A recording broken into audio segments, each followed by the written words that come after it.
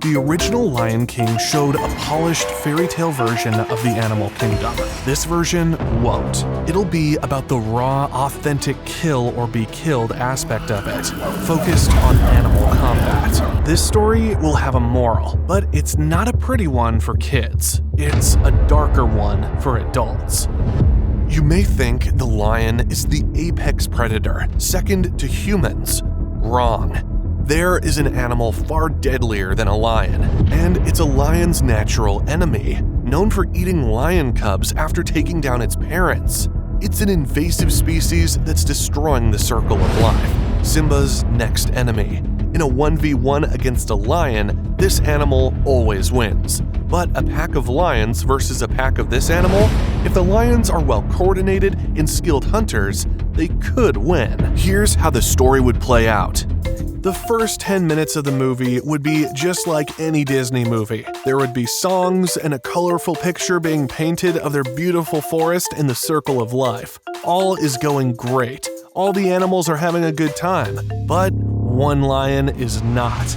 He's an old lion with a dark grayish look. He says he's been here before.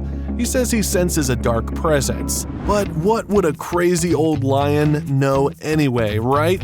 He would get introduced to Simba's playful and sweet new cub, Kiara, as Simba, just like his father, goes around the beautiful kingdom introducing his cub, Kiara, to every part of it, as Kiara curiously and playfully interacts with it. But then, something happens that would change people's view of Disney forever. Kiara runs past Simba, bursting with excitement. He steps into a covered part of the forest before Simba and steps back out. The excitement and innocence on his face are gone. He asks, "Dad, what happened to that lioness over there?" Simba slowly walks into that part of the forest. As his face slowly pushes through the leaves, Simba witnesses a lioness with two giant holes pierced through her ribs, laying flat on the floor with her legs twisted, mouth open, and cold, lifeless eyes. "Why does she have two holes in her, Dad?" Simba freezes for a second. "What's that thing on the ground?" Simba looks down and sees a lion cub's paw with a bloody trail. Simba grabs Kiara and tells her to run back to their cave immediately. They run back together, with Simba constantly looking left and right in panic. He runs faster, since Kiara couldn't keep up. Simba grabs her with his mouth and carries her all the way back. When they return, Simba immediately calls for a forest-wide meeting to address this problem. He explains what happened and asks if anybody knows anything about this. Everyone looks equally shocked, terrified, and disgusted. Nobody has a clue what happened, except for one animal. One lion, the old gray lion. He walks up to the stage with Simba and... "I foretold this tragedy. Blinded by joy, you ignored me. Now you have no choice. Decades ago, I witnessed these exact horrors. They wiped out my entire pride, even devouring our cubs. We made a fatal mistake that led to our demise. I will ensure you don't do the same. In the coming weeks, many will suffer. Many will witness unimaginable horrors, and many of you will die. But whether your pride in this entire kingdom lives on or vanishes like mine, depends on if you can follow my orders, no matter how horrifying they may be. Listen up. The species responsible for this know nothing but how to ruin everything they touch. They are the pets of Satan. That species is the African buffalo. They're an invasive species that shall devour our resources, starving us all, bring incurable diseases, and destroy the circle of life. A buffalo can easily defeat a lion, but a pride of lions against a pride of buffaloes, if you all fight well and cruelly, can win. And that is what I shall train you to do." After the old lion gives the speech, Simba politely nudges him off stage. "Say, calm everyone, I'm sure it's no big deal. We'll talk to whoever did this and make sure they don't do it again." Nobody wants to go to war, least of all Simba. But was the old lion right? Pretty soon, Simba will find out. Simba and his pride try to find alternatives to doing whatever cruel thing the old lion orders them to do. They try to make peace with the African buffaloes by finding them and asking what they want and give it to them. But once again, this is no ordinary Disney movie, because the African buffaloes aren't typical Lion King characters. They don't speak English and behave like humans. They're silent and behave like real buffaloes, enhancing the realism of the story and creating a purely unsympathetic and mysterious villain. The naive Simba and his pride keep searching for peaceful alternatives until they no longer can. They face the consequences, ignoring the old lion. We would see the exact opposite of what we saw in the first 10 minutes, a colorful forest and a beautiful circle of life. But now, the trees are rotting from disease, the grass dying out. Some animals are starved till their bones show, and some infected with disease till their skin turns black. The old lion sits in a corner, waiting for the pride to come crawling back to him. Finally, after witnessing these horrors, Simba and his pride realize they have no choice. Fine, what do you want us to do? They have to go to war. And like I promised, this movie's theme won't be pretty like most Disney themes are. Now, this is the fun part. Remember that realistic animal combat I promised? Well, buckle up. But first, let's talk about dark character arcs. Simba will have to learn that two wrongs do make a right. It's okay to do evil things, if evil things help you beat evil people. Let's say a bully attacks you in school. Your teachers would tell you to only block his strikes and go tell a teacher. Then the bully would get a tiny slap on the wrist and go back to bullying people. But if you fight the bully and fight dirty, like kicking him in the balls, he'll stop bullying people. In total, fewer people will be harmed in the second scenario than the first. Even though kicking someone in the balls breaks the unspoken rule, it sometimes has to be done. What evil things will Simba have to do to beat the buffaloes? Well, it's gonna get spicy. You'll see. The old lion would teach Simba dirty fighting techniques, like pretending to be injured, then attacking with surprise, clawing the enemy's eyes, biting their privates, all those dirty tactics lions do in real life. And another unspeakable tactic that won't be revealed just yet, the old lion whispers something in Simba's ear. Simba immediately jumps back in shock and disgust, refusing to even consider it. Which brings me to the combat section. While training, a few lions would go on special missions to spy on, then attack the buffalo's herd, but run away after a few seconds and report back to their pride, the buffalo's defensive formations, which in real life, they run in a protective circle around their weakest members, like calves and injured buffalo, with their strongest members on the outside pointing their horns at the attackers to scare them away. Even if the circle gets attacked, it's near impossible to penetrate with all the buffaloes spinning around. Bite one and the next one rams into you. When the lions know this, they try to figure out counter strategies. Also, exactly what they do in real life, like attacking the circle from multiple sides, penetrating from weak buffaloes failing to keep up with the circle, stealth ambushes where they wait till the buffaloes are busy drinking water to attack, and simply just standing outside the circle for hours waiting for the buffalo to get tired. While Simba trains and plans, he would look at his sweet and playful cub, knowing the consequences if they lose. Then, to keep the audience engaged, there would be many skirmishes with one or two lions and buffaloes, so Simba and the old lion can assess the buffalo's fight patterns. What they learn from this is that lions win more fights in forest and rocky areas because they're more agile than the heavy hitter buffaloes. More fights were being won at night than day because lions have better vision, both being true in real life. The ideal place for a final battle, they should somehow try to get in a rocky forest in the night. But oh no, my friends. The buffaloes aren't going to sit on their butts while the lions strategize till their heart's desire. These attacks inspire the buffaloes execute an all-out attack on the lions' home turf, the Pride Lands. Since it's daytime and the Pride Lands are entirely open fields instead of the rocky forest terrain they fight well in, the lions get their butts kicked. They quickly retreat back into their cave behind the Pride Rock. But one lion isn't able to. The old lion can't run like he used to. The herd of buffaloes charge at him and the retreating lions. Instead of panicking, the old lion sits still and says, "I knew my time must one day come. One can only be lucky for so long." The old lion sees Simba run past him and yells, "Do it! Do it now! Do what I whispered. It's the only way."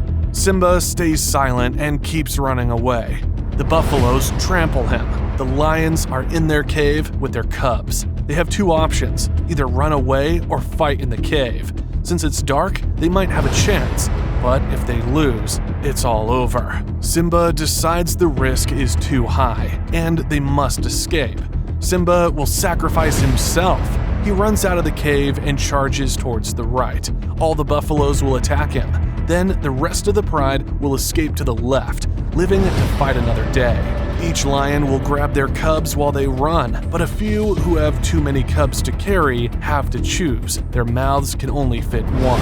Simba takes a deep breath and charges out to the right. All the buffaloes charge at him. The pride begins to escape to the left, remaining unseen. While Simba runs, the buffaloes get closer and closer. They're about to get him. But the old lion, while badly injured and limping, uses the last bit of strength he has left to walk over to the chase. He yells, "Simba, do it! Promise me you'll do it, Simba!" Simba once again stays silent, with a look of horror, even contemplating it. He continues running. The old lion jumps in front of the buffalo. One crushes his skull, but trips, causing the buffaloes behind to trip over him. They get back up, but Simba is already too far ahead to be caught. The buffaloes turn around and see the lion pride has escaped. This may seem like a victory, but the biggest and strongest buffalo stands on the pride rock and bellows, as all the other buffalo around him moo in excitement. The lions must find a new home. The one they settle into isn't beautiful like the Pride Rock. It's dark and depressing. It's an elephant graveyard with bones everywhere. The few trees there have rotted from disease. The graveyard is also home to the hyenas who emerge. They don't want to fight. Half of them are sick from the buffaloes. They look at the lions in pity. One of them says, "You've lost? Haha, you lions were the protectors of the kingdom. With you defeated, our kingdom's turn is over." "What do you mean by that?" "The buffaloes. You think they'll stop when they suck this place dry? No. Once they do that, they'll invade another forest, and another, again and again, until our world is nothing but black rot and bones. Hopefully the next forest's lions will do a better job." Now, the lions know this battle is much bigger than just them. They can't lose, but with their home gone and everything rotting, it seems that's the case. The other lions ask Simba what the old lion's secret plan was. Simba immediately refuses to tell them or act on it. The 50 to 75 minute section will be more depressing, as the hopeless lions who lost so badly are no longer focused on defeating the buffaloes, but rather just surviving. Instead of coming up with strategies to ambush and attack, they come up with strategies to hide and retreat. Instead of all retreating together, they would run in separate groups, so if caught, they all don't get eaten. One lion would be the lookout and roar if he saw the danger. They would only go out at night to drink water to remain unseen. They would hide in tall grass in case a buffalo was near, and they would hide next to ponds to ambush prey while they drink so the lions won't have to go out hunting. But they can only survive for so long because the buffaloes have returned for round 2. They ambush the lion's new home. The lookout roars. Everybody grabs their cubs and runs. They split off into separate groups, but the buffaloes do too, making the strategy useless. Some lions jump into tall grass and bushes to hide, but the buffaloes with their sense of smell find the hiding lions and ram into them, piercing 2 giant holes and finishing them off. The ones that run aren't safe either. The buffaloes catch up to a lot of them, piercing them as well. The fallen lions' cubs fall from their mouths, and they meet the same fate as their parents as they get trampled by the buffalo stampede. Simba is running with Kiara in his mouth. The biggest and strongest buffalo, who bellowed on the Pride Rock earlier, rams into Simba. Simba falls to the floor, and Kiara falls on the ground. The big buffalo stomps on and crushes Kiara's leg, then continues chasing more lions. Simba tries to get up and chase the big buffalo, but gets trampled by another buffalo in the process. Simba picks up his crying, injured cub and continues running. A few lions eventually lose the buffaloes, one of which being Simba. They settle down in a new location. Simba looks around and sees half of his pride has been slaughtered by the buffaloes. The ones that survived look like they wish they didn't. They've all tasted the bitter feeling of defeat. Simba looks down and sees his crying cub Kiara. Simba has a flashback to what the old lion whispered in his ear, and both the times he asked him to follow through with this last dying breath. Simba opens his eyes with a furious look and jumps on top of a nearby rock. Listen up. All the lions look at him in confusion and curiosity. I know what we must do. We can and will still win, if and only if you all follow my orders, no matter how horrifying and cruel they may be. Simba explains the plan. Some lions look shocked, some look excited, and some look horrified. Yet the audience still doesn't know what the plan is, but they will soon. The lions march back to the Pride Rock, standing on the sidelines, looking at the buffaloes taking dumps all over their rock. Simba puts his paw on one of the lion's shoulders and says, "We will never forget you." That lion gulps, takes a deep breath, and walks forward. He runs all the way around to the opposite side and moves in, alerting the buffaloes. All the buffaloes charge at that lion, while the rest of the pride take advantage of the distracted buffaloes and start drinking up all the water from their pond. The lion in charge of distracting them must survive a 1v30 long enough for the lions to finish draining the pond. He fights well, using his claws to keep the buffaloes at a distance, but eventually gets overwhelmed and killed. The lookout lion says they got him, but the pond still has some water remaining. Dirt and run. The lions lay on the ground and use their bodies to shove dirt onto the pond. Then they run away just in time. The first part of the plan is complete. Now, there is no water next to the Pride Rock. They have to drain the two ponds close to it. Since they're full on water, they scare some elephants into going close to the ponds. The big elephants drain those too. Now that all the water close to the buffalo-occupied Pride lands is drained, they'll have to go to a faraway pond. The closest faraway pond just so happens to be in a rocky area with a bunch of trees, just like they discovered was the best place to fight them. The lions get there first and begin hiding in positions preparing for the final ambush. Each of them put a big piece of elephant poop they got from the elephants earlier next to them so the stink will cover their scent. Since this pond is so far away, it takes the buffaloes all day to get to the pond. They arrive at nighttime. Another ideal condition as lions have better night vision. All this walking also makes the buffaloes tired, which heavy creatures don't handle well. While the buffaloes are busy drinking, Simba is the first to step out of his bush, keeping an elephant herd on his back. He slowly crawls towards the buffaloes, without being seen or smelt. He crawls next to a buffalo calf and stabs his claws in its back. The calf hollers in pain. The other buffaloes immediately get alerted and charge at Simba. Simba doesn't move. He sits still, with his claw still inside the calf. His idea was that now all the buffaloes directly charged at him to save their calf. They'll be bunched together fighting Simba, instead of in their impenetrable circle formation. Once the buffaloes reach Simba, he takes his claws out and begins to fight. Now!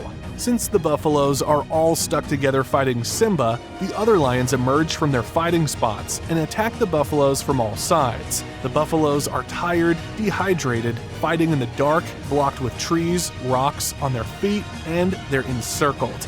Huge creatures with only 1 to 2 feet distance between each other, such a crippling disadvantage. Simba, using his wits, along with combining all the knowledge gained from their previous encounters and learning to be merciless, created a master strategy to put his enemies at a huge disadvantage. However, the war isn't won just yet. Half the lions were wiped out from the previous attack. Despite these advantages, it's not an easy fight because they're outnumbered, and the buffaloes are still stronger than them. But Simba has thought of that too. He knew the enemy of his enemy is his friend. Now, hyenas jump out of the piles of leaves they were hiding in and attack the buffaloes. Since they're small, they're able to sneak underneath the buffaloes and get to the center of their herd while they're busy fighting lions. Then the hyenas start causing chaos by biting into their sides. The buffaloes have difficulty turning because of how tight their space is. They're completely overwhelmed and going to lose. Buffalo after buffalo fall to the ground.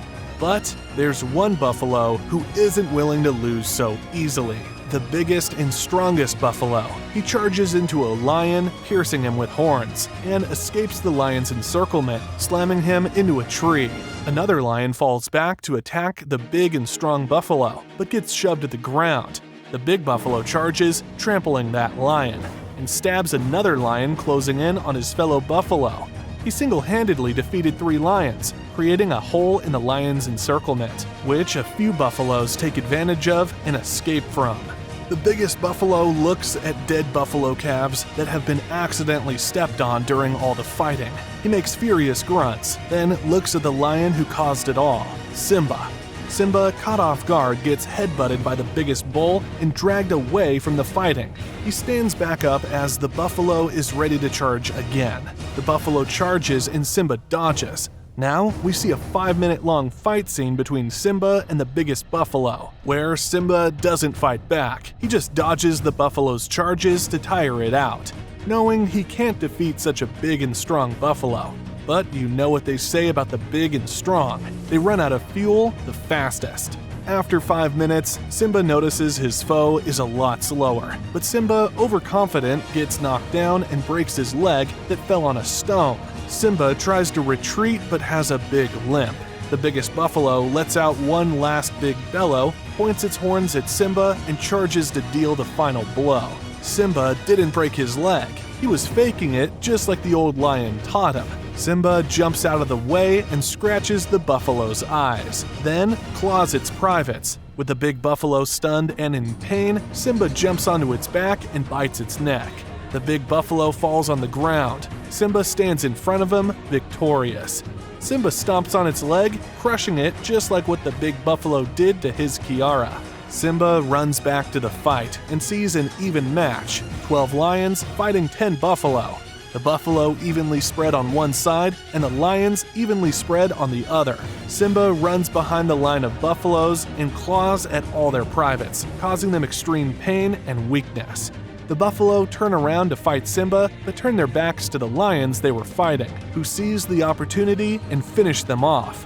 One buffalo tries to run away. All the lions celebrate, but Simba chases down the final buffalo and kills it.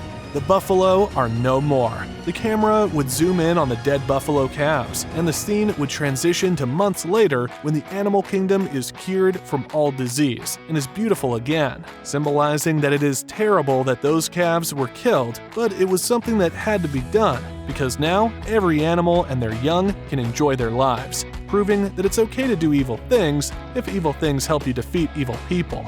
The end. But don't go anywhere yet. I still have to explain why a sequel like this would be a great idea and probably save Disney. Here are 3 quick reasons. Here are 3 reasons why a spin-off like this would be a great idea and possibly save Disney. 1, as we all know, everybody's tired of seeing the same thing over and over again. There just hasn't been any creativity or uniqueness in movies anymore, especially in Disney. So if Disney were to do a complete 180 turn and make something that's the exact opposite of what they normally make, it would shock the entire world. It would make global headlines, be talked about everywhere by all countries, genders, races, and ages. That shock value by itself is already a strong argument for this. It would make Disney the topic of conversation again, not just by documentary channels talking about Disney's downfall or people complaining about wokeness. It would show the world that Disney is willing to make a change for the better. The world would then give Disney another chance.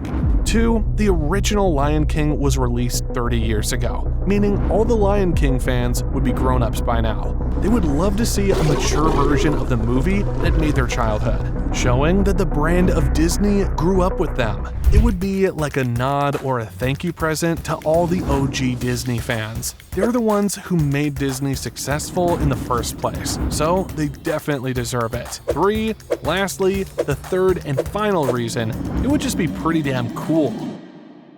I promise I'm not only good at writing R-rated stuff. Go watch my rewrite of Mufasa. See the cool and dark anti-hero story I wrote for Scar, and how I wrote Kyros into one of the scariest Disney villains ever.